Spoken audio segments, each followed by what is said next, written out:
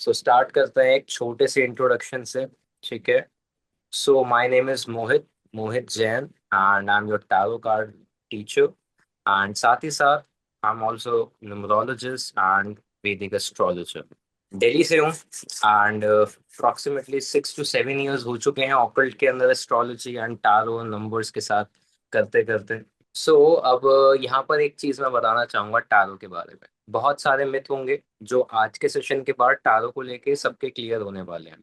ठीक है। क्योंकि आज का सेशन हमारा इंट्रोडक्शन है, जो कि अभी हमने करा। दूसरी चीज introduction of tarot cards, right, which is very important for all of you. ठीक है, कि एक्चुअली में हम जो करने वाले हैं, जो बनने वाले हैं, जो पढ़ने वाले हैं, एटलीस्ट हम उसको तो ध्यान में रखें कि हम करने क्या वाले हैं। ठीक है। जैसे 3 और 6 का जो कॉम्बिनेशन होता है उसमें हम एक बात करते हैं कि बिना ज्ञान के भोग अधूरा होता है। Same goes with the tarot. अगर हमें इसके बारे में नहीं पता तो हम एक टारो के स्प्रिट्स में को जान के हम करेंगे क्या, जब हम जानते ही नहीं कि टारो होता क्या है। ठीक है। अब यहाँ पर एस्ट्रोलॉजी के अंदर, नंबर्स के अंदर, पामिस्ट्री, वास्तु, एक्सेट्रा एक्सेट्रा, हर जगह एक टर्म यूज होता है, दैट्स कॉल्ड प्रिडिक्शन। पता है सबको? प्रिडिक्शन एक वो प्रोबेबिलिटी जो भविष्य के अंदर हो सकती है।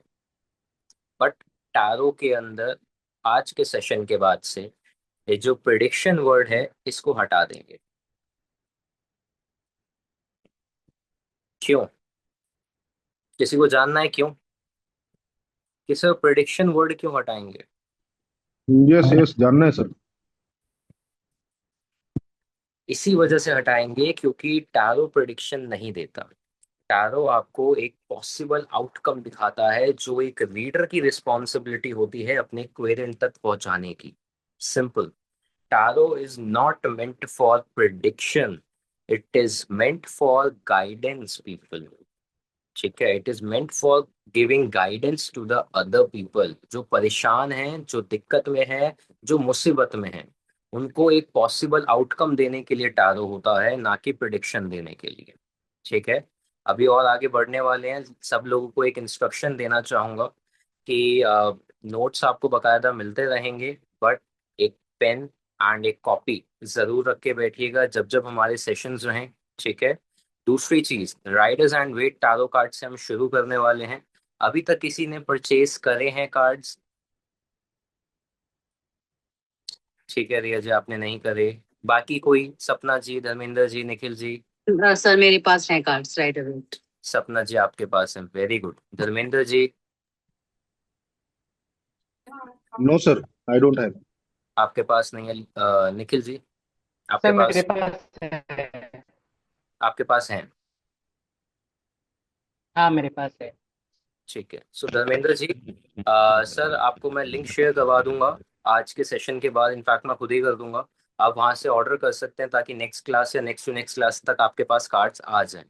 इट मीन्स आज डेफिनेटली के सर। सेशन में 50% का रेशियो है, 50% कार्ड्स हैं, 50% नहीं है। नो वरीज, कोई दिक्कत नहीं है। सो टैरो एक पॉसिबल आउटकम दिखाता है। ठीक है। टैरो फ्यूचर नहीं बताता, टैरो प्रिडिक्शन नहीं देता, टैरो एक पॉसिबल आउटकम बताता है जो कहीं ना कहीं एक रीडर की रिस्पॉन्सिबिलिटी होती है कि वो पोर्ट्रे करे अपने क्वेरेंट को कि उसकी कॉन्शियसनेस उसको बताना क्या चाहती है। ध्यान से सुनिएगा। ठीक है, क्योंकि tarot is all about listening and reading. तो यहाँ पर समझ के आता है कि पॉसिबल आउटकम बताता है टैरो। दूसरी चीज, जब व्यक्ति की एनर्जी चेंज हो जाती है तो जवाब भी चेंज हो जाएगा। इसी वजह से कभी आपने टैरो रीडिंग अगर करवाई हो तो एक अच्छा हीलर आपको एक ही चीज बताएगा कि एक सवाल जो अभी आपने करा या सेम सिचुएशन का जो सवाल आपने करा, वो कम से कम 10 से 15 दिन के बाद आप दोबारा करिएगा। ऐसा नहीं होना चाहिए कि आज आपने किया तो कल आप उस सवाल को लेके बहुत परेशान है तो आप दोबारा चले गए कराने। जवाब आएगा, जवाब ऐसा नहीं है कि नहीं आएगा, बट द थिंग इज कि आंसर विल बी 100% चेंज्ड। क्यों? आपकी एनर्जी बदल गई वहां पे। टैरो सिर्फ और सिर्फ स्पिरिचुअलिटी पे वर्क करता है, एक बिलीफ सिस्टम पे वर्क करता है। If your belief system is weak, then I am sorry, you can't give guidance to anybody, not even to yourself. और सबसे पहली गाइडेंस आपको खुद से देनी है, खुद को देनी है। वो कैसे देनी है वो हम डिस्कस करेंगे सेशंस के अंदर। सो प्रिडिक्शन से ज्यादा टारो के अंदर गाइडेंस इंपॉर्टेंट होती है, इस चीज को आज से ध्यान में रख लेंगे। ठीक है। दूसरी वेरी वेरी इंपॉर्टेंट थिंग, इसको कहते हैं टारो का एथिक। एथिक क्या कहता है कि हेल्थ के ऊपर, सीवियर हेल्थ इश्यूज के ऊपर, डेथ के ऊपर गाइडेंस नहीं दी जाती। ठीक है। Life and death scenarios guidance नहीं दी जाती। इसको नोट डाउन कर लेंगे सब लोग। ठीक है, अदरवाइज रिकॉर्डिंग देख के आप अपने नोट्स खुद भी बना सकते हैं। सो आई रिकमेंड कि भाई प्लीज अपने अपने नोट्स जरूर बनाएं, और साथ ही साथ मैं भी नोट्स आपके साथ शेयर करूंगा। बट इस चीज को सबसे पहले समझेंगे। टारो के अंदर सीवियर हेल्थ इश्यूज के अंदर और डेथ के ऊपर डायरेक्ट गाइडेंस नहीं दी जाती है। प्रेगनेंसी रिलेटेड क्वेश्चंस पे गाइडेंस नहीं दी जाती है। ठीक है। तीसरी इंपॉर्टेंट चीज, जहां पर भी आपकी कहीं ना कहीं लिटिगेशन के मैटर्स रहते हैं, वहां पर भी एक मेजर सीन के ऊपर गाइडेंस नहीं दी जाती। ये तीन कैटेगरीज हैं जहां पर टारो गाइडेंस देने के लिए नहीं है। गाइडेंस दे देगा, लेकिन इसके पीछे एक पॉलिटिकली करेक्ट होने का रीजनिंग है। सर लास्ट वाला एक बार रिपीट की दीजिएगा, मैंने मिस कर दिया। लिटिगेशन यानी कि कोर्ट कचहरी वगैरह। ठीक है। ओके। Okay sir. के ऊपर गाइडेंस देने के लिए टारो नहीं होता है आपका। क्यों? क्योंकि एनर्जी बदल जाती है। जैसे लाई डिटेक्टर होता है कि इंस्टेंटली व्यक्ति की हार्ट बीट कैसी है, माइंड की फ्लक्चुएशन कैसी है, ब्लड फ्लो कैसा है, उसके अकॉर्डिंग वो ग्रीन लाइट दिखाएगा, रेड लाइट दिखाएगा। Same goes with the tarot cards. जिस तरीके की आपकी एनर्जी हो रही है, और हीलर उतना केपेबल है या नहीं कि आपकी एग्जैक्ट एनर्जी को पकड़ के जवाब दे पाए, और इतने बड़े सिनारियों के ऊपर अगर वो जवाब देता है, तो एक हीलर की बात पत्थर की लकीर हो जाती है। ठीक है। सो हमें काम करना है, हमें रीडिंग देनी है, बट टारो की भी कुछ लिमिटेशंस होती हैं, उनको भी रिस्पेक्ट करते हुए। सिंपल। ठीक है। अब यहाँ पर एक चीज है, ये चीजें क्यों मना कर दी गई हैं? क्योंकि हमें ना क्लैरिटी देनी है। हम अगर टारो सीख रहे हैं, खुद के लिए सीख रहे हैं, फर्स्ट प्रायोरिटी हम खुद होते हैं। अगर हम क्लैरिटी खुद को ही नहीं दे पाएंगे, ठीक है, और हम डर बांटेंगे, हम पैसा कमा लेंगे, लेकिन हम रेपुटेशन कभी नहीं कमा पाएंगे। ठीक है। सो कोई भी ऑकल्ट होता है, कोई भी फील्ड होती है एस्ट्रोलॉजी की, एनर्जी एक्सचेंज करने की, सो प्रायोरिटी आपकी एक रेपुटेशन होती है। ठीक है, कि आप कितनी अच्छी क्लैरिटी से सामने वाले के सवालों को हैंडल कर पा रहे हैं, टैकल कर पा रहे हैं। बिकॉज मेरे टीचर ने भाई मुझे एक बात सिखाई थी, जो मैंने भी अपने नंबर न्यूमरोलॉजी के अंदर बताता हूँ, टैरो में बताई, कि एक अच्छा हीलर दो ही चीजें देता है। पहली उम्मीद, दूसरा रेमेडी। टैरो में रेमेडी नहीं होती, तो यहाँ पर उम्मीद अच्छी दी जाएगी, होप्स अच्छे दिए जाएंगे, हाँ के ना। हाँ सर। इस चीज का ध्यान रखिएगा। और दूसरी चीज, मेरे को बातें करने की बहुत आदत है, सो प्लीज कभी कभी ना माइक अनम्यूट भी कर लिया कीजिए, क्योंकि मुझे लगता है कि सिर्फ मैं ही बोले जा रहा हूँ। ठीक है ना। अब यहाँ पर एक चीज पर ध्यान रखिएगा, टारो कोई टूल नहीं है, पहली चीज जो फ्यूचर बता दे। टारो है क्या? टैरो इज अ मिरर, जो आपके सबकॉन्शियसनेस को, इमोशंस को और टाइमिंग्स को एक पर्टिकुलर कार्ड के अंदर दिखा देता है। टैरो आपकी सबकॉन्शियस एनर्जी के ऊपर वर्क करता है।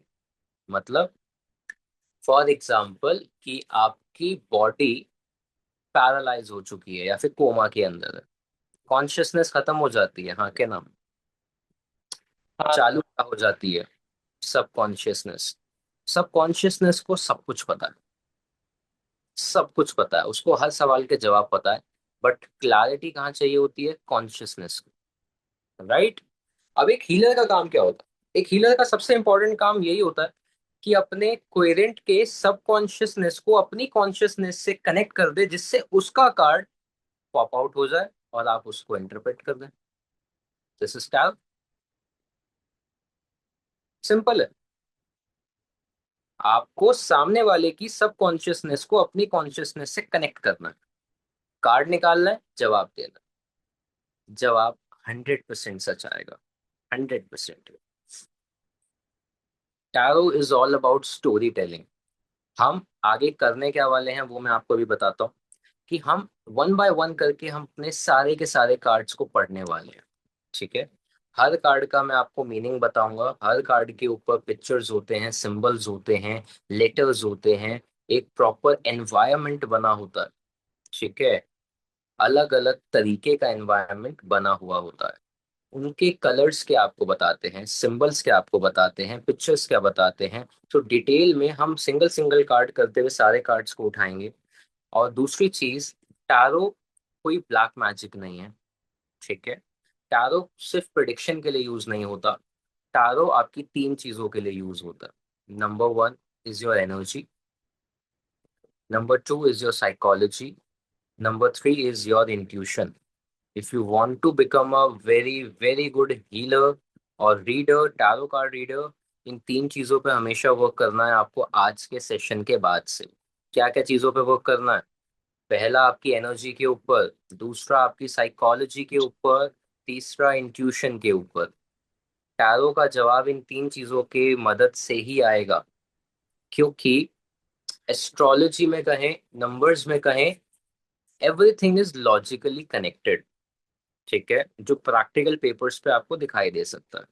बट टैरो का जवाब तब आएगा जब आपका फोकस बहुत जबरदस्त होगा, जिससे आपकी अपनी एनर्जी सामने वाले की एनर्जी से कनेक्ट हो जाएगी। नंबर टू, जब आप साइकोलॉजिकली सामने वाले की सिचुएशन को अच्छे से समझ पाएंगे और कार्ड देख के उस सिचुएशन को इंटरप्रेट कर पाएंगे। Number two, number three, intuition, कि कभी कभी एक इतनी गट फीलिंग आ जाती है, गट पावर आ जाती है कि यार ये वाला कार्ड पिक कर लेते हैं आपके लिए, वो वाला कार्ड पिक कर लेते हैं आपके लिए। कभी कभी कार्ड देख के इंस्टेंटली जवाब आ जाता है कि जो कार्ड में लिखा भी नहीं होता, दिखा भी नहीं होता हमें, तब भी हम कोई चीज बोल देते हैं। That is your intuition. और इंट्यूशन वही है कि अंदर से इतना खाली कर दे, ठीक है, कि सामने वाले की एनर्जी जब आपसे कनेक्ट हुई तो मन के अंदर एक बात आ गई, और वो बात वही है जो उसके सबकॉन्शियस माइंड ने आपको बताई है। तो ये गेम लगता छोटा है, लगता आसान है, बट है नहीं। क्योंकि आज के सेशन के बाद से हर सेशन स्टार्ट होगा, सब लोगों को एक चीज मैं बताना चाहूंगा, ध्यान से सुनिएगा, कि स्टार्ट होते ही 5 से 10 मिनट हम करेंगे मेडिटेशन। ठीक है, मेडिटेशन करनी किस तरीके से है वो भी मैं आपको बताऊंगा। क्योंकि हम कुछ कुछ चीजें गलत करते हैं मेडिटेशन के अंदर। हम अपने बेचारे नाजुक से दिमाग के ऊपर इतना जोर डाल देते हैं कि फोकस करो, फोकस करो, फोकस करो, फोकस करो, जबकि गलत है ये। मेडिटेशन जल्दबाजी में नहीं होती, हबड़ा तबड़ी में नहीं होती, और डर में आके नहीं होती कि अगर किसी ने मेडिटेशन करने को बोला है तो बस फोकस करना है बैठ के। नहीं, मेडिटेशन के लिए आपको अपना दिमाग और दिल खाली करना होगा। कैसे करेंगे? वेरी वेरी सिंपल, कुछ भी नहीं है। ठीक है, सो मेडिटेशन करना बहुत इंपॉर्टेंट है। सिर्फ और सिर्फ सेशन के अंदर नहीं, यहाँ पर मैं आपको प्रैक्टिस करवा सकता हूँ। डेली बेसिस पे प्रैक्टिस आपको खुद करनी पड़ेगी, और करनी पड़ेगी मेरे लिए नहीं, अपने कार्ड्स के लिए।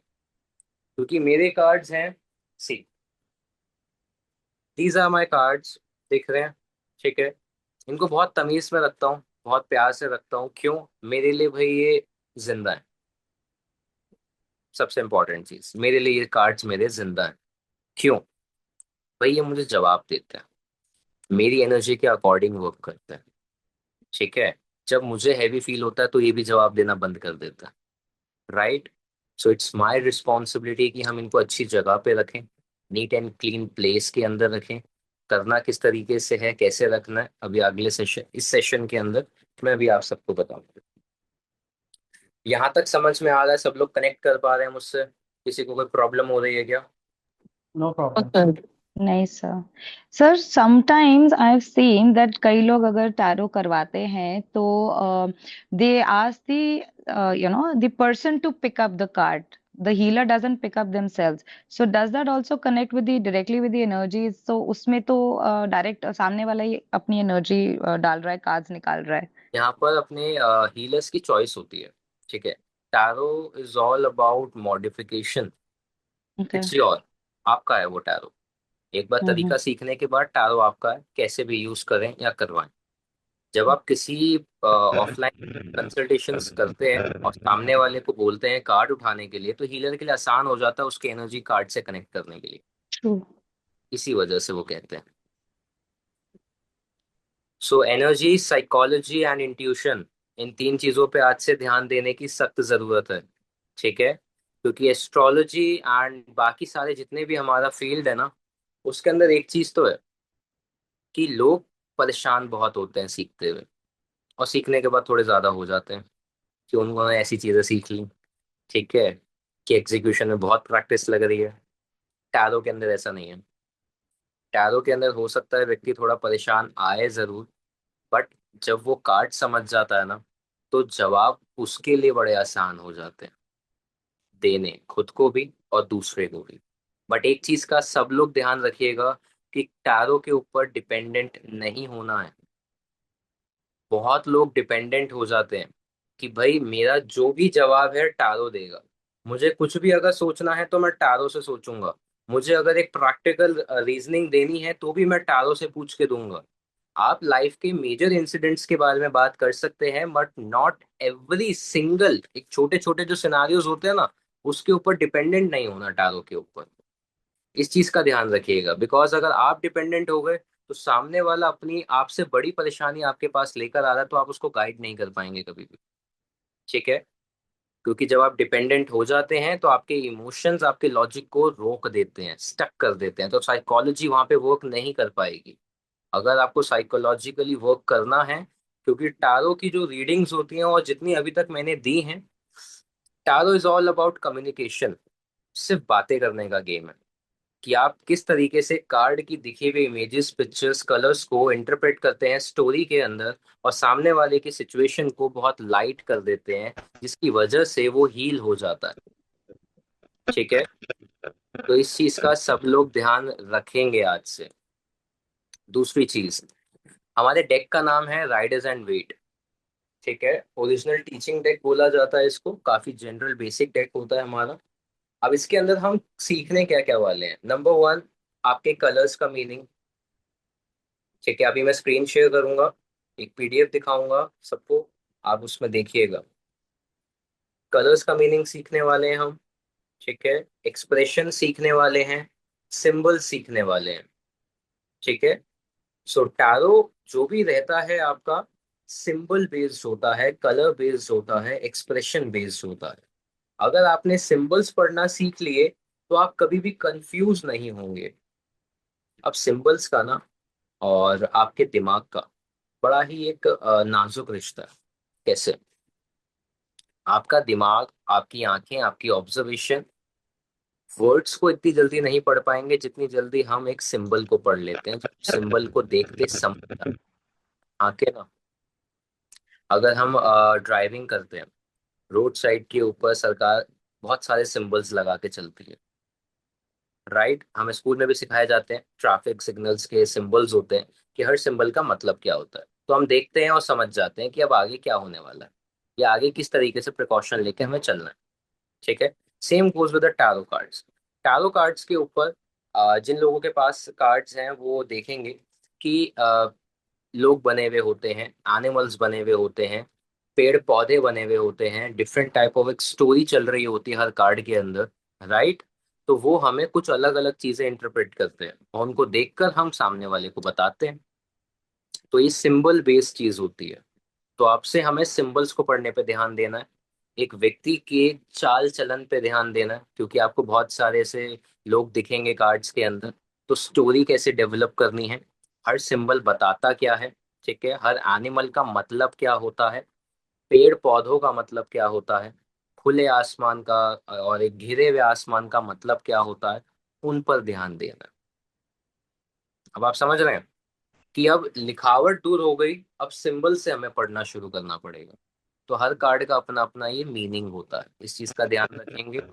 दूसरा, राइडर्स एंड वेट के अंदर आपके टोटल होते हैं 78 कार्ड्स।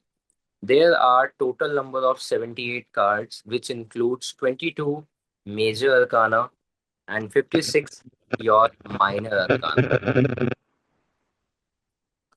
ठीक है, 22 आपके मेजर अरकाना होते हैं एंड 56 आपके माइनर अरकाना होते हैं।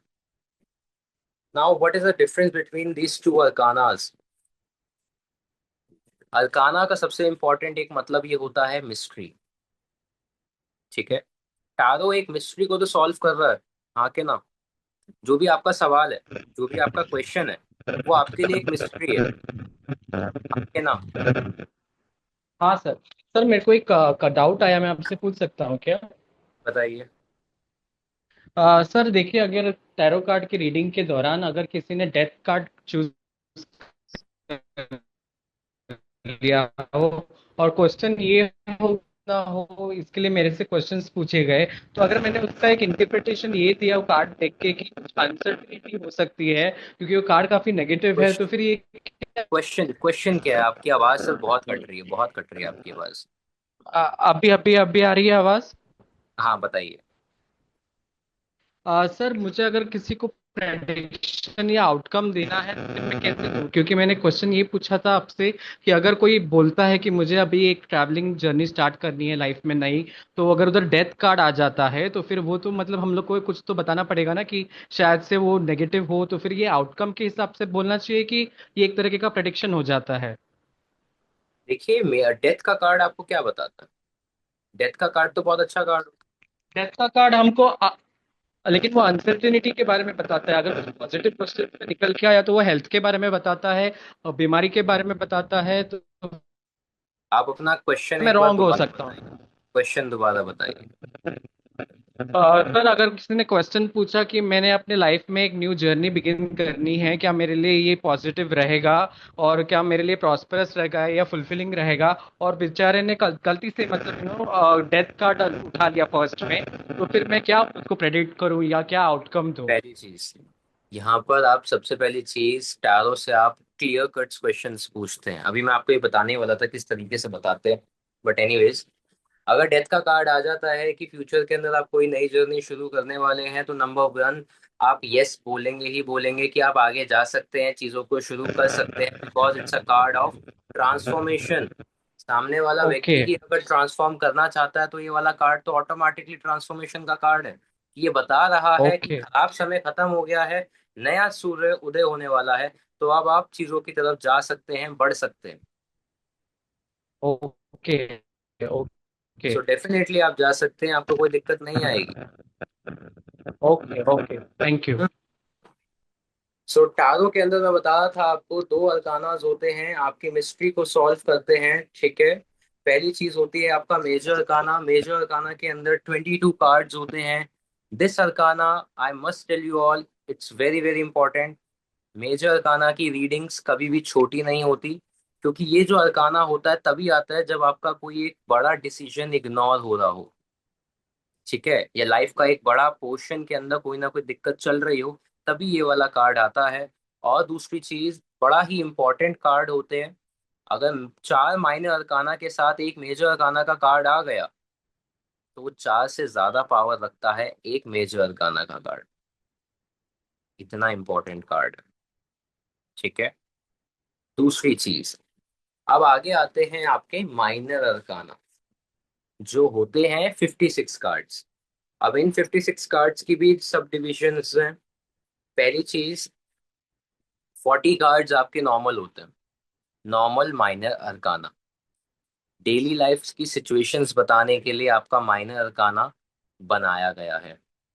उसके बाद आते हैं आपके हर सूट के अंदर, हर सूट मतलब 40 कार्ड जो मैंने करे हैं, यहाँ पे चार सूट्स होते हैं, 56 डिवाइडेड बाय 4, ठीक है।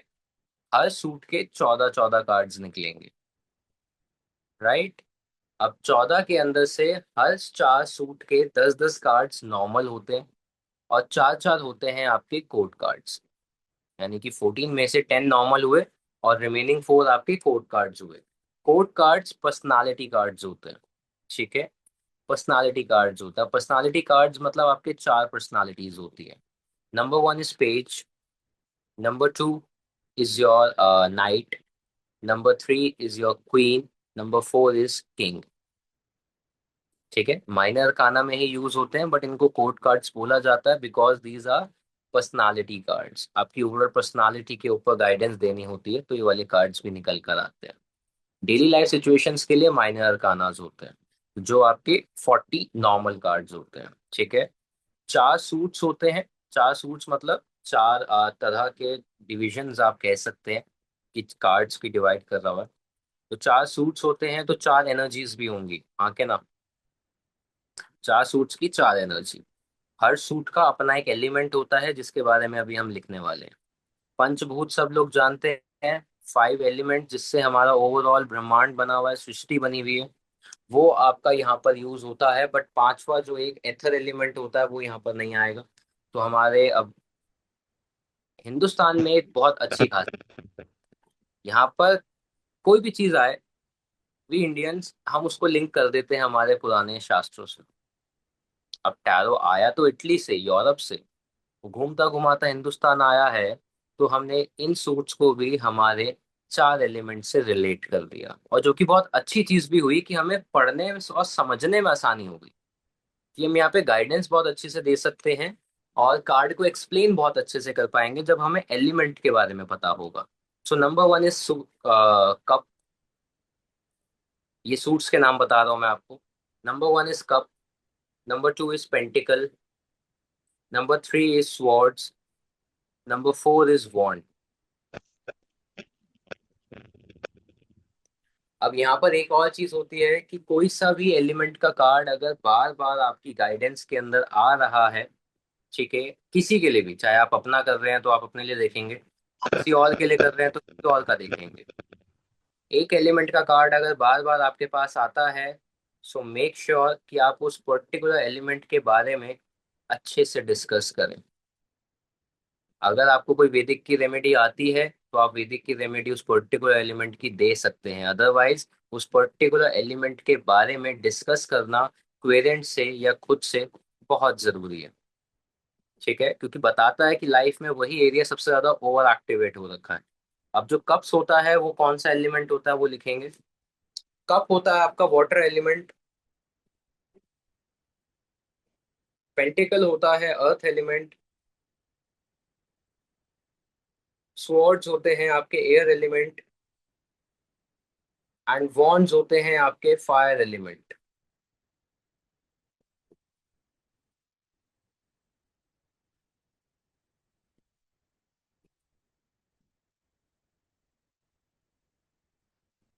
यहां तक समझ में आया सबको? परफेक्ट। दूसरी चीज, थोड़ा एलिमेंट के बारे में भी लिखेंगे कि वाटर एलिमेंट जो होता है लाइफ में इमोशंस को दिखाता है, लव को दिखाता है, इमोशंस एंड लव, ठीक है।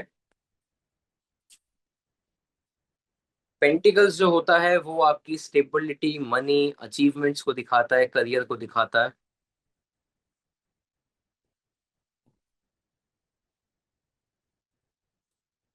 एयर एलिमेंट आपके माइंड को दिखाता है, आपकी कम्युनिकेशन को दिखाता है, थॉट प्रोसेस, स्ट्रेस को दिखाता है।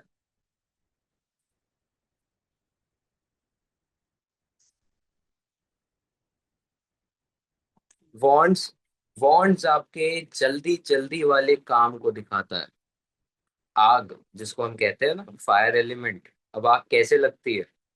इंस्टेंटली। कैसे फैलती है? इंस्टेंटली। सो कोई भी कार्य जो आप बहुत जल्दी करना चाहते हैं, फायर से देखा जाएगा।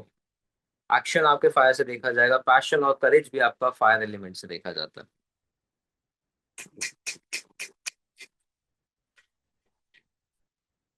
कोड कार्ड्स आपके 4 तरह के होते हैं।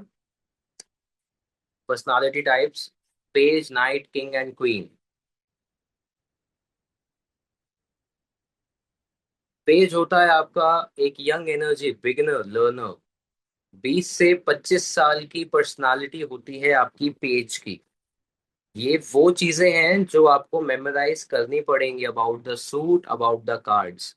तभी आप जाके मेजर अरकाना, माइनर अरकाना, या फिर जब भी मैंने कोई अगर आपसे सवाल करा, आपके पास जवाब होना चाहिए। तो page is a very very young energy. Night is your warrior, action, movement. Queen emotional maturity के लिए देखी जाती है। किंग कंट्रोल एंड अथॉरिटी के लिए देखा जाता है।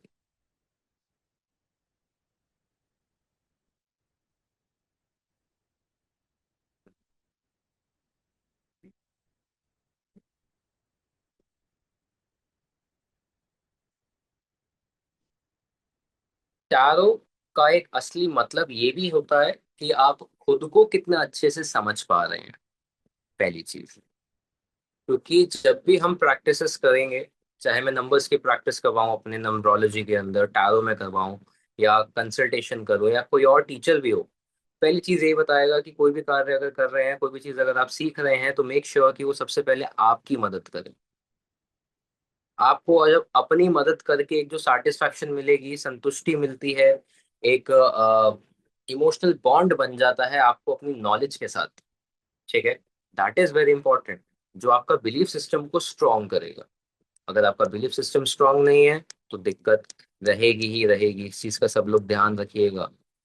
सो अब थोड़ी सी हिस्ट्री के बारे में जानते हैं टारो की। ओवरऑल जब भी आप कभी गूगल करें या फिर कुछ भी रिसर्च एंड ऑल करें, टारो के ऊपर R&D करें, बट टारो की एक जो मेजर हिस्ट्री है ना, प्रॉपर हिस्ट्री, वो कहीं पर भी नहीं है, कहीं पर भी है ही नहीं।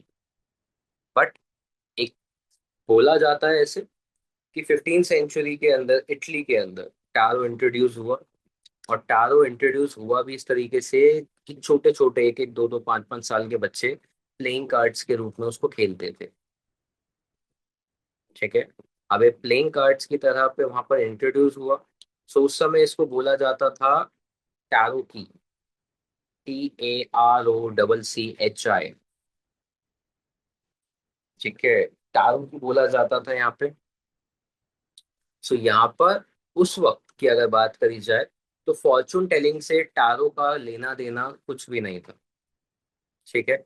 Later on 18th century 19th century की अगर हम बात करें, सो तंत्र क्रियाएं, ठीक है, जिसको हम कहते हैं, थोड़ी सी सोशलाइज होने लगी। मिस्टिकिज्म बहुत ज्यादा बाहर की तरफ आने लगा, जिसकी वजह से कार्ड्स को कहीं ना कहीं एक फॉर्चून टेलिंग के अंदर देखा जाने लगा। क्योंकि जो उसके सिंबल्स थे, जो कलर्स थे, कुछ पिक्चर्स जो डिजाइन करी गई थी, वो काफी चीजों को सही बताने लगी। एंड यस, जैसे कॉन्शियसनेस की मैंने बात करी कि सिंबल आपके कॉन्शियसनेस को एकदम एक्टिवेट करता है और जवाब देने पे मजबूर करता है, वो सेम चीज होने लगी। तो टारो का कहीं ना कहीं रिलेशन मिस्टिकिज्म से बना दिया गया, जिसकी वजह से ये ऑकल्ट में आ ही गया। और असल टारो का अगर आपको मैं बताऊं, तो ये हुआ 1909 के अंदर, 1909 के अंदर, आर्थर एडवर्ड वेट करके एक कमाल के ऑकल्ट के स्कॉलर थे, ठीक है, जिन्होंने कहीं ना कहीं इस डेक को बनाने में बहुत हाथ लगाया, बहुत हाथ लगाया, ठीक है। कहीं ना कहीं जो डेक है, ये इनकी मदद से ही बना है, इनकी नॉलेज की मदद से बना है। जो कोड्स इन्होंने बनाए, जो एक विजिबल विजडम जिसको हम कहते हैं, सिंबल्स जो मैं कह रहा हूँ, इट्स कॉल्ड विजिबल विजडम। ये वो समझदारी की बातें जो हमें एक सिंबल के रूप में दिखाई दे रही हैं और हमें क्लियर कट होके बतानी है, सिंपल, ठीक है।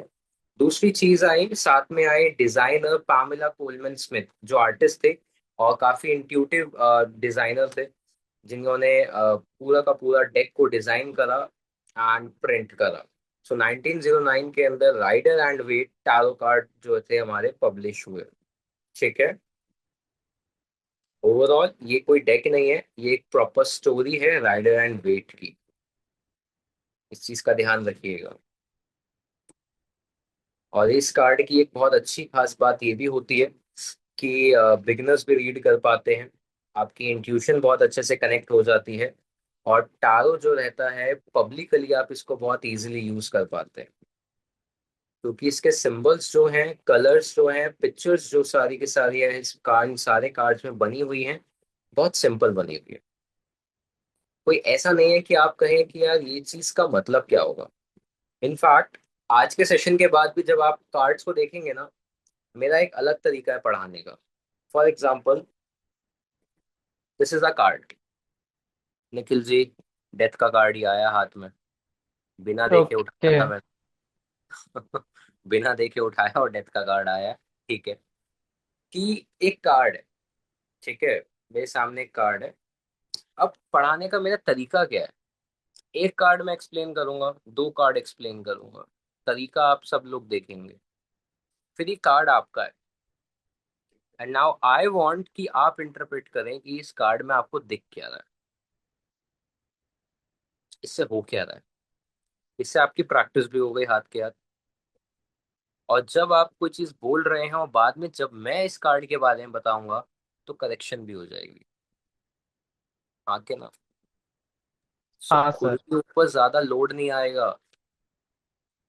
हमें चीजें आसान तरीके से पढ़नी है। टारो बहुत बड़ा है, बहुत लंबा है, ठीक है, लेकिन बहुत ज्यादा इजी भी है। सो किस तरीके से एक इजी चीज को इजी तरीके से पढ़ा जाए, उस पर मैं ध्यान देना ज्यादा प्रेफर करता हूँ। Very very simple. यहाँ तक कोई सवाल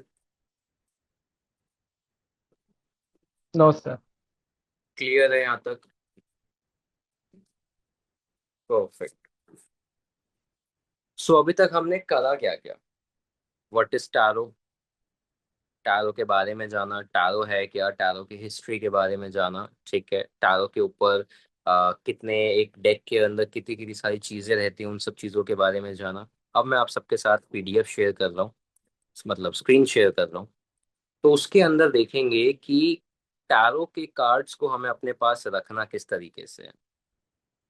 बड़ा इंपॉर्टेंट चीज है ये, ठीक है। दूसरी चीज, रखना किस तरीके से है, गाइडेंस किस तरीके से देनी होती है, ठीक है, और किस तरीके से एक इफेक्टिव रीडर बना जाता है, क्योंकि हमें खुद पे काम करना है। अब हमें एक हीलर के साथ साथ एक रीडर भी बनना है, ठीक है। तो मैं स्क्रीन शेयर कर रहा हूँ, सब लोग जरा ध्यान से देखेंगे।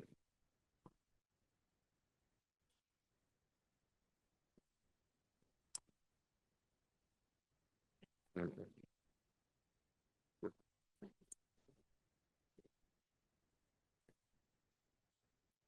सबको दिख रही है स्क्रीन?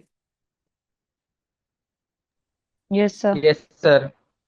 अब स्क्रीन शेयर कर दी है, सिर्फ जो बोलेगा वही दिखेगा, ठीक है, वरना सिर्फ मैं बोलता हुआ सुनाई दूंगा खुद को। सो पहली चीज, मीनिंग ऑफ टैरो कार्ड्स, ठीक है। अब हमने क्या पढ़ा, एक मिरर है जो आपकी सामने वाले की सब कॉन्शियसनेस को आपकी कॉन्शियसनेस से जोड़ के आपको जवाब देता है। तो tarot is a story book of our life, the mirror to our soul and the key to our inner wisdom, ठीक है। दूसरी चीज, it's like holding up a mirror to yourself so that you can access your subconscious mind. जब आप खुद की reading करते हैं ना, सो यही होता है कि आप अपने सबकॉन्शियस माइंड से जवाब पूछ रहे होते हैं। For example, most of the cases में टैरो में रैंडम क्वेश्चंस आते हैं, कुछ भी आ जाता है। मतलब नंबर्स जब मैं पढ़ाता हूँ, कंसल्टेशन जब मैं देता हूँ, तो मैं एक चीज कहता हूँ कि ओवरऑल प्रॉब्लम्स 5 जगहों में ही है। बट टैरो के अंदर यू कांट बिलीव कि लोग कैसे कैसे सवाल पूछते हैं। इनफैक्ट उनको भी पता होता है कि भाई मैंने पूछा है, हो सकता है इस बात का लॉजिक ना निकले, इस बात का कोई जवाब ना भी दे, बट लोग तब भी पूछते हैं। तो टारो के अंदर आप सवाल को एक बाउंडेशन में नहीं बांध सकते कि इस एरिया का ही सवाल आएगा, कुछ भी आ सकता है, ठीक है। अगर आप क्वालिटी पे वर्क करते हैं, सो हो सकता है आपके क्वेश्चंस को कभी टैकल ना करें। बट अगर आप किसी एप्लीकेशंस पे जाते हैं, किसी प्लेटफॉर्म पे जाते हैं, सो आई मस्ट टेल यू कि बहुत रैंडम क्वेश्चंस आते हैं, बहुत रैंडम, कि ये आप, ये कैसे आ गया, ये कोई कैसे पूछ सकता है, इस तरीके के भी आ सकते हैं, ठीक है। दूसरी चीज, हिस्ट्री के बारे में हमने जाना, ठीक है।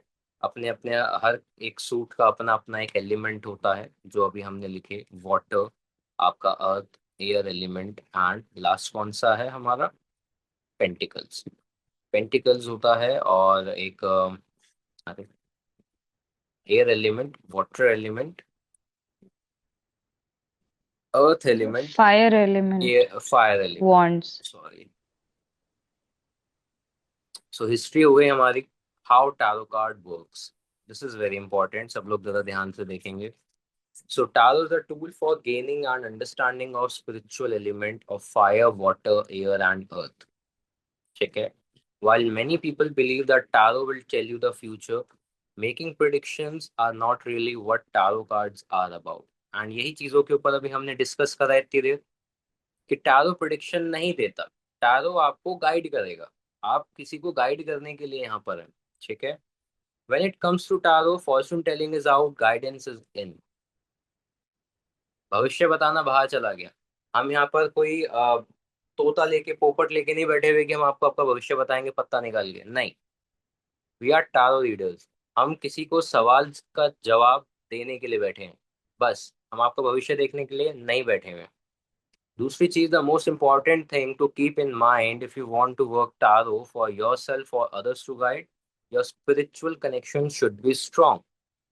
And what's your spiritual connection? It's a connection between you and your cards, and it will be developed by only meditating. और कोई इलाज नहीं है इसका। जिस तरीके से मेडिटेशन करनी है वो मैं आपको बताऊंगा।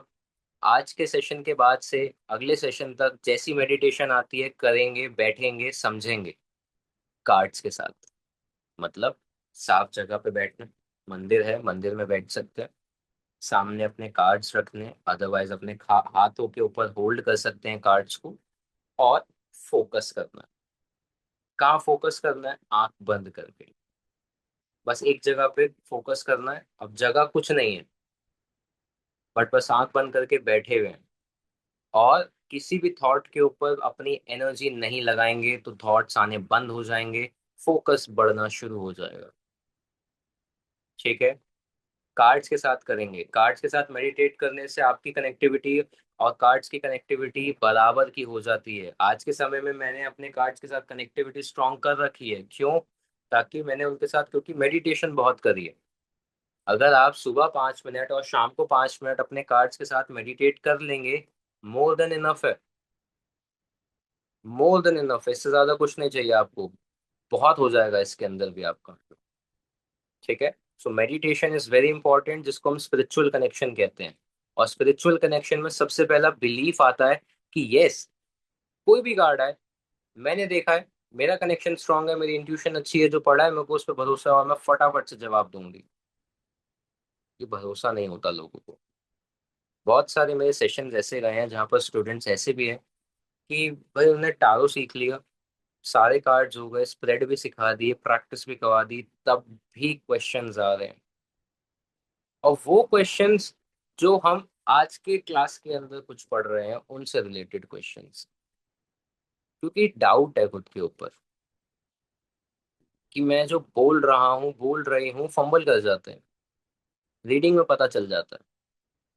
मैं आपको कितना, 1 महीना परेशान नहीं करूंगा। 1 महीना सिर्फ मैं पढ़ाऊंगा। 1 महीने के बाद जो आपके 3 to 4 सेशंस होते हैं, प्रैक्टिकल सेशंस जो होते हैं, वो रहेंगे कि वहां पे पता चल जाएगा कि किसको कितना आता है। ये मैं आपको बता रहा हूँ, ठीक है, कि हम करेंगे किस तरीके से। सो अभी तक सब इक्वल हैं, सब बराबर हैं। ठीक है?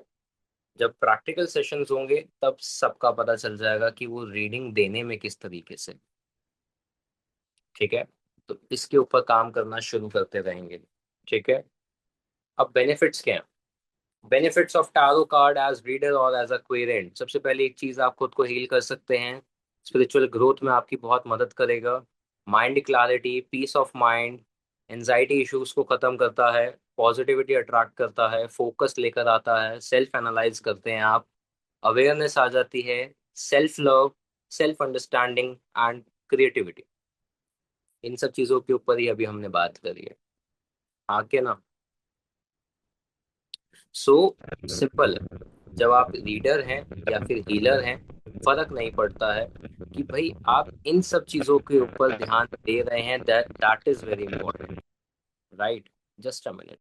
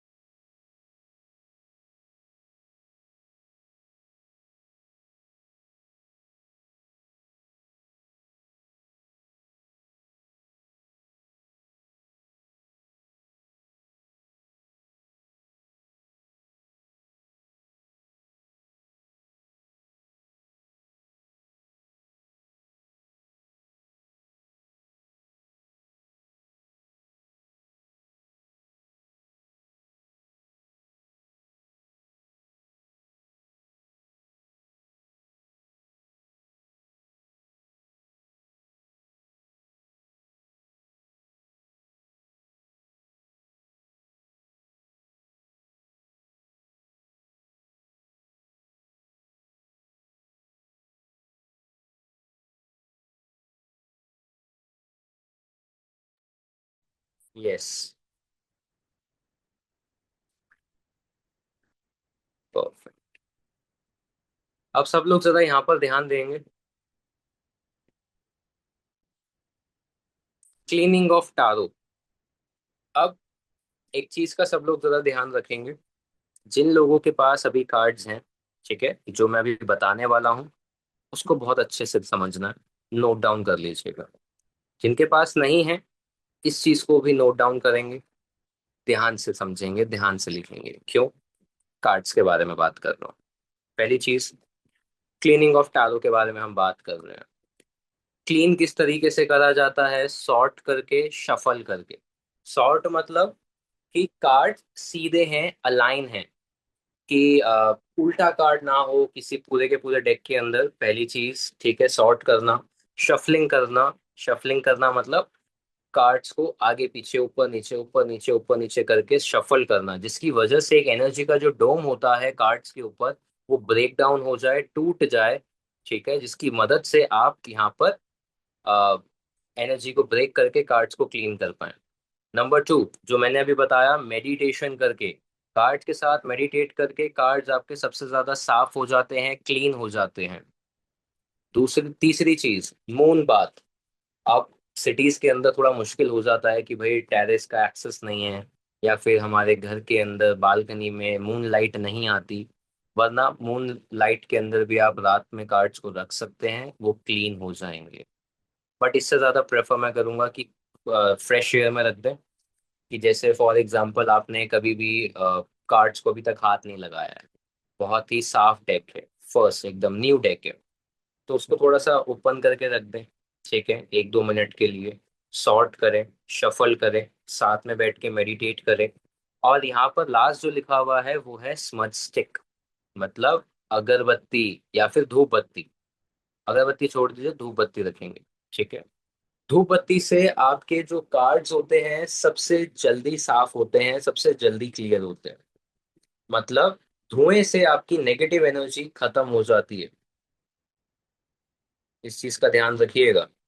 कार्ड को सबसे जल्दी क्लीन करने का एक ही तरीका है, वो है धूप बत्ती।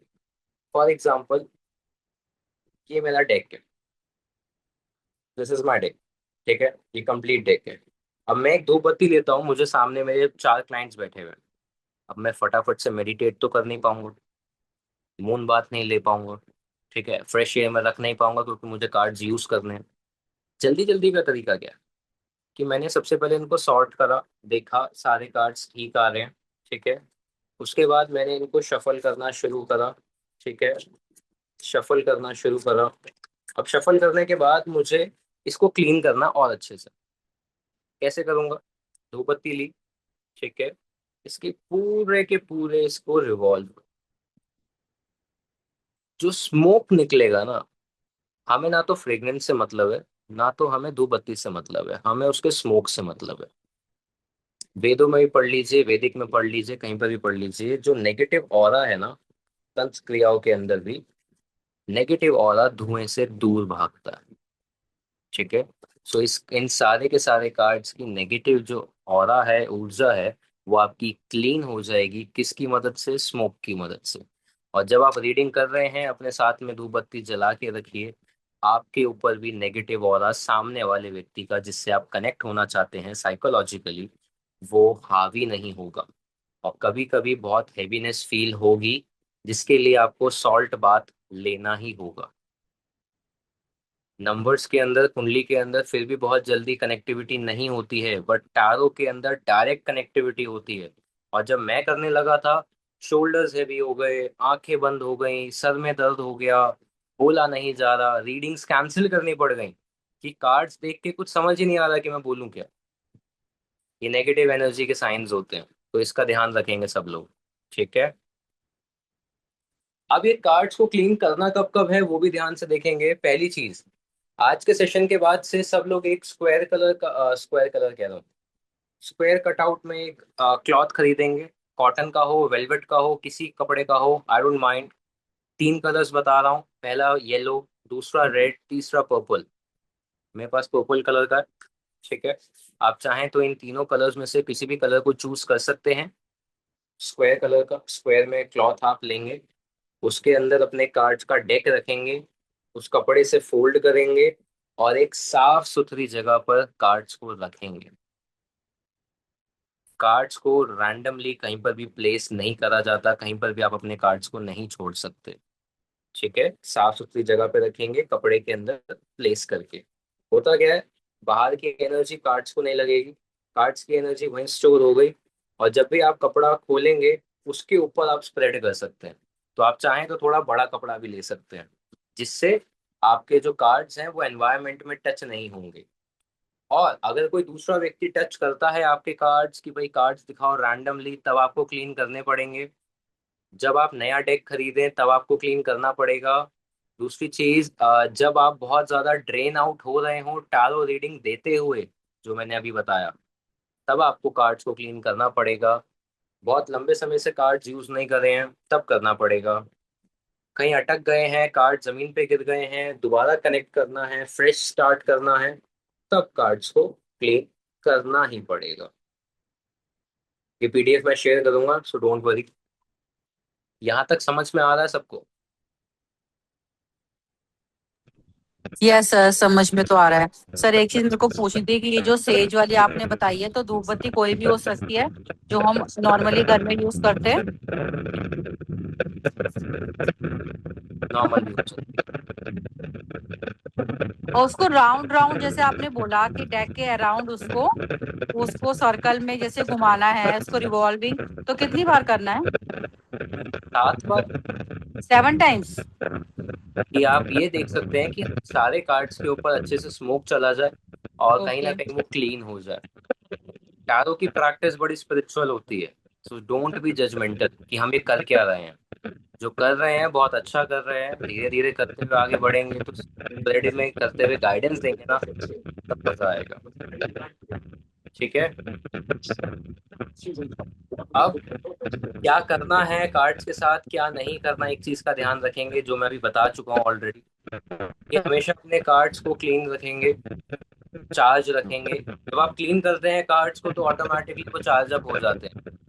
साफ सुथरी जगह पे रखना है अपने कार्ड्स को। तीसरी चीज, जब भी आप अपने कार्ड्स को छुएं रीडिंग देने के लिए या फिर किसी भी कार्य के लिए, आपके हाथ साफ होने चाहिए, और आप डेली बेसिस पे मेडिटेट करेंगे ही करेंगे कार्ड्स के साथ। इतना समझ में आया? सर साफ सुथरी जगह मतलब जैसे अगर सपोज कोई अलमीरा में रखें उसको, या फिर कोई अलग से कोई टेबल या कुछ इस तरह मीना का में कोई आप नहीं रख बॉक्स? सकते, बिकॉज डेली खुलती है, कपड़े लेने हैं, कुछ और सामान लेना है, कोई फाइल लेनी है, राइट। किसी अच्छे ड्रॉर में रख सकते हैं, मंदिर में रख सकते हैं, सबसे बेटर। मंदिर तो इतना बड़ा है ही नहीं, छोटा ही है। ड्रॉर में रख सकते हैं, किसी भी साफ सुथरे ड्रॉर में जहाँ पर सिर्फ और सिर्फ आपके कार्ड्स रहें। Okay okay. हाँ, वहाँ भी रख सकते हैं, किसी कबर्ड में रख सकते हैं जहाँ पर आप सिर्फ आपके अलावा कोई और ना छुए। अगर हम किसी ड्रॉज में रखते हैं तो उस ड्रॉज के ऊपर कुछ होना चाहिए, नहीं सपोज जैसे टेबल है, टेबल में ड्रॉज है ना, उसमें रख दिया तो टेबल के ऊपर कुछ रख सकते हैं या नहीं रखना चाहिए? रख सकते हैं, कोई दिक्कत नहीं, क्योंकि ड्रॉर बंद होते ही एनर्जी ब्लॉक हो जाती है। वैसे ओके ही आपने कपड़े के अंदर कवर कर रखा है, यस कार्ड यस। खराब नहीं होंगे। Okay okay sir, thank you. ठीक है। अब आगे बढ़ते हैं, किस तरीके से आप एक इफेक्टिव टैरो रीडर बन सकते हैं। सबसे पहली चीज, आपको अपना कार्ड पता होना चाहिए, जो हम अगले नेक्स्ट सेशन से देखेंगे। आपको अच्छा लिसनर होना है, कॉन्फिडेंट होना है, अच्छा कम्युनिकेशन आना चाहिए, जजमेंटल नहीं होना, क्वेश्चंस को फ्रेम बहुत आसानी से करना है, इजीली करना है, ध्यान से करना है। इंट्यूशन पे डेवलप करना शुरू करेंगे, कनेक्शन स्ट्रॉन्ग करेंगे, और मेडिटेशन प्रैक्टिस करेंगे। अब एक चीज ध्यान से समझिए, इफेक्टिव टैरो रीडर आपको मैंने बताया किस तरीके से बन सकते हैं, बट जो एक सबसे इम्पॉर्टेंट चीज है वो ध्यान में रखना। मैं आपके पास आता हूँ और मैंने रिया जी को बहुत सारी चीजें बताई अपनी लाइफ के बारे में, एंड आई आस्क कि मैम टैरो करो मेरा। अब क्वीरेंट की रिस्पॉन्सिबिलिटी नहीं है कि वो क्वेश्चन बताएगा। नंबर्स और एस्ट्रोलॉजी में हम सिचुएशन देख के फटाफट से जवाब दे देते हैं। टैरो क्वेश्चंस पे वर्क करता है।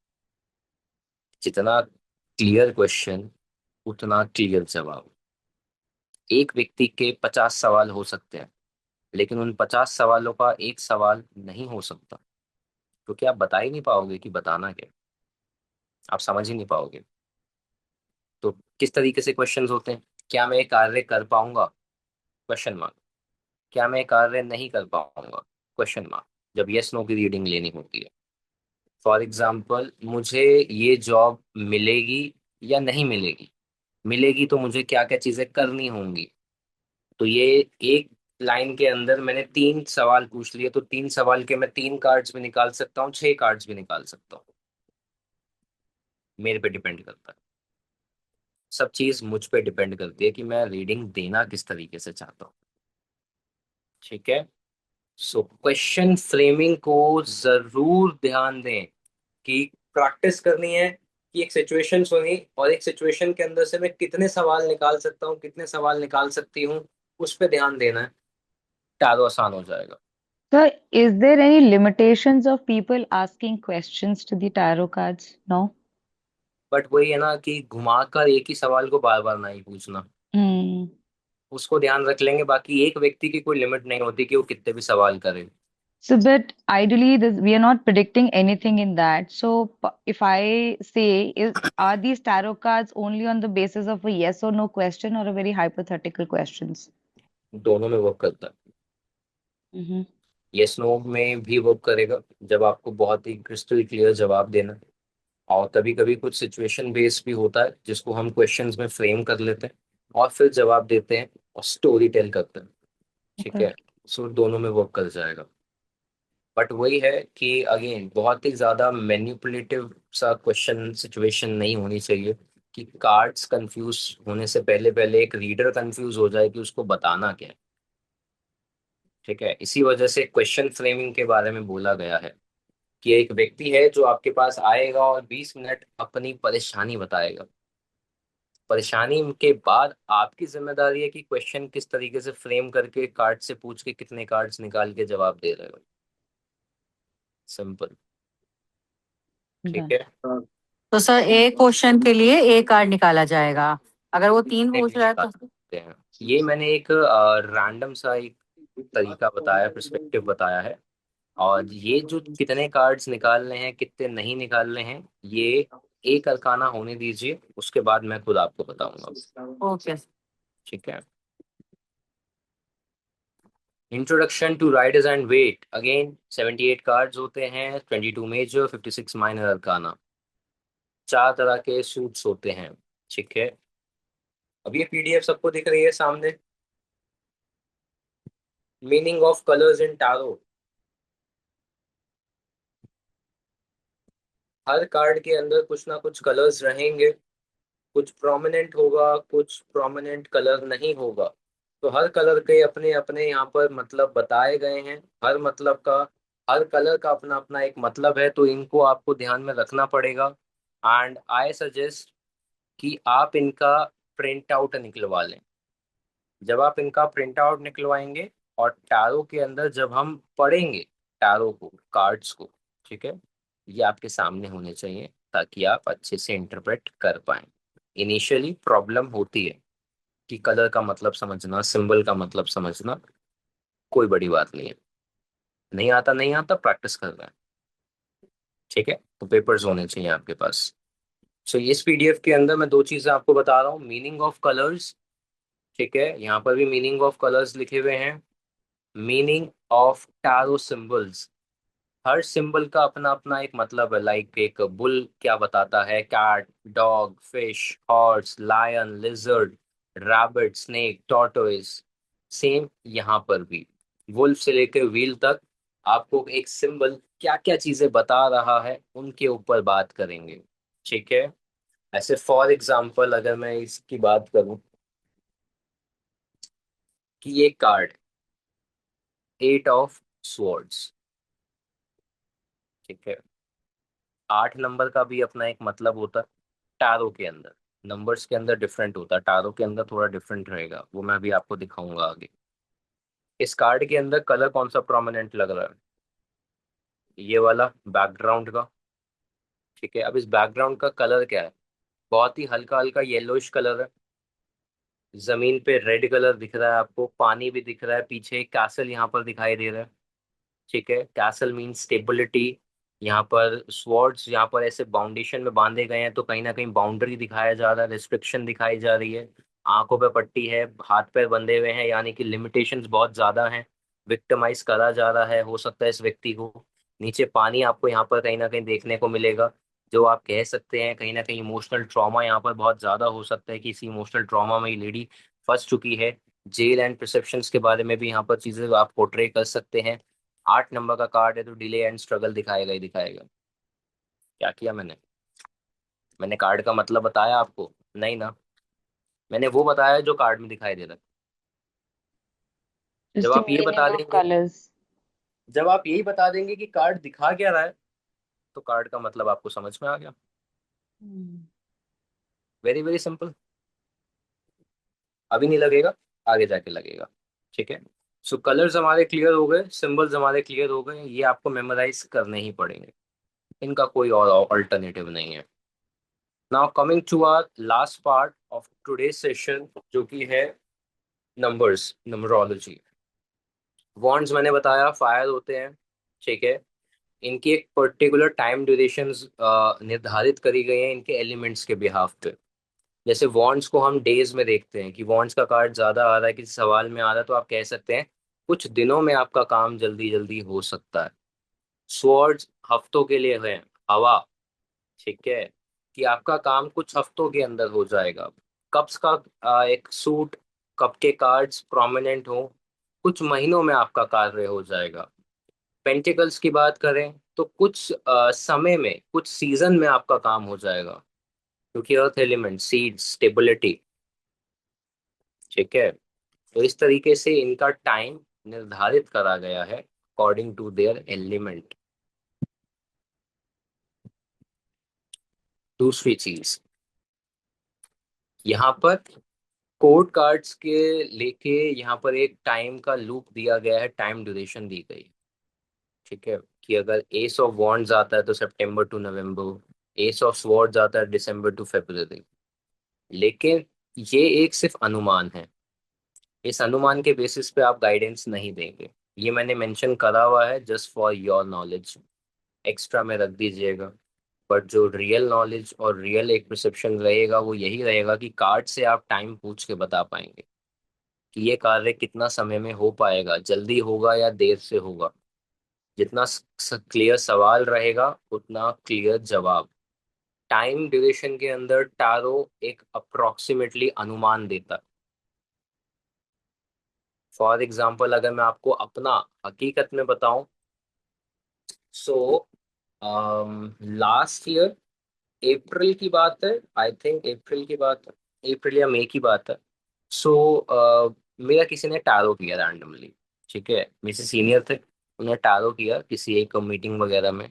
सो उन्होंने रैंडमली एक चीज बोल दी कि सर दिसंबर तक कोई अगर पार्टनर एंड ऑल कुछ रहे आपके पास, सो मेक इट परमानेंट।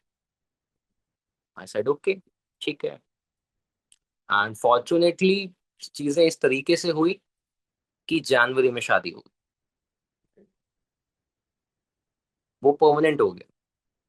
अब उनकी उनको एक गाइडेंस मैंने रैंडमली सुन ली, नॉर्मली सुन ली। मुझे ऐसा कुछ लग नहीं रहा था, मैंने कहा यार बहुत थके हुए भी लग रहे हैं और कार्ड्स क्लीन भी नहीं कर रहे हैं, तो हो सकता है रैंडमली बोल दिया, बट सच हो गया। और क्वीन ऑफ पेंटिकल्स आया था उनका। सो इस तरीके से टैरो वर्क करता है। ऐसे बहुत सारे केसेस हैं, और मैं कुछ केसेस अपने भी बताता हूँ ताकि आप जल्दी रिलेट कर पाए। ठीक है, सो बहुत सारे ऐसे केस स्टडीज हैं जिनके ऊपर हम बात करने वाले हैं। सो ये होती है आपकी टैरो की न्यूमरोलॉजी। जो टैरो के ऊपर नंबर्स लिखे होते हैं, वो नंबर्स की यहाँ पर मैंने ब्रीफली एक्सप्लेन करा हुआ है। ठीक है, इसकी पीडीएफ मैं भी शेयर करूंगा, तो आप इसको भी नोट डाउन करने के बजाय इसको प्रिंट आउट आराम से निकलवा सकते हैं। ठीक है, and coming to our last part, this is our personality number. Personality number यानी कि मूलांक होता है आपका। मूलांक एक टर्म है न्यूमरोलॉजी के अंदर, सबसे ज्यादा यूज होता है to know about someone's personality. How to calculate your personality number? जिस डेट पर आप पैदा हुए हैं अगर वो ऑलरेडी सिंगल डिजिट में है तो वो नंबर से आप रूल करेंगे। वो नंबर एक प्लैनेट को बताएगा, उस प्लैनेट से आप रूल कर रहे होंगे। अगर 2 डिजिट का आपका पर्सनालिटी का नंबर है तो make it single number, and उस नंबर और प्लैनेट से आप रूल कर रहे होंगे। सिंपल है। और हर नंबर का, हर प्लैनेट का मैंने यहाँ पर ब्रीफली एक्सप्लेन करा हुआ है पर्सनालिटी नंबर्स को लेके। तो पर्सनालिटी नंबर और टैरो के नंबर्स में कंफ्यूज नहीं होंगे। This is tarot numerology, this is your personality numbers. Her number का अपना अपना एक मीनिंग यहाँ पर मैंने दिया हुआ है एज पर tarot. Now coming to a very important part कि टैरो में नंबरोलॉजी का मैंने क्यों दिया हुआ है। सिर्फ इस वजह से ताकि आप जब किसी को गाइडेंस दे रहे होंगे तो आपको वहां पर कुछ चीजें जाननी बहुत इंपॉर्टेंट हो जाती है। पहला, मेरा नाम, मेरी डेट ऑफ बर्थ। ये नाम और डेट ऑफ बर्थ सुन के समझ के मेमोराइज करते हुए कार्ड्स को आप शफल करेंगे, ताकि आप कह रहे हैं अपने दिमाग को, कार्ड्स को, कि कनेक्ट करो किससे, इस नाम से और इस डेट ऑफ बर्थ वाले व्यक्ति से। कार्ड्स कनेक्ट होंगे, स्प्रेड करेंगे, सिचुएशन सुनेंगे, कार्ड से कुछ पूछेंगे, कार्ड निकालेंगे, जवाब देंगे। और पर्सनालिटी नंबर क्यों यूज हो रहा है? ताकि आप सामने वाले का दिमाग जान पाए कि इसको बताना किस तरीके से जवाब को। जो न्यूमरोलॉजी जानते हैं उनके लिए आसान हो जाएगा, थोड़ा बहुत आसान हो जाएगा, क्योंकि डेट ऑफ बर्थ देख के समझ में आ जाएगा कि इस व्यक्ति का कौन सा नंबर, कौन सा प्लैनेट प्रोमिनेंट है, उससे बात किस तरीके से करनी है। Very very simple. लॉजिकल है तो काफी लॉजिकल बात करेंगे, इमोशनल है तो आप कैसे भी घुमा सकते हैं। ठीक है, परफेक्ट। सो यहाँ तक समझ में आया Dharmendra ji, Lakshmi ji? Yes, sir. Yes sir. Yes बाकी सर। सब क्लियर है यहाँ तक? हाँ, यहाँ यस तक तो क्लियर है सर।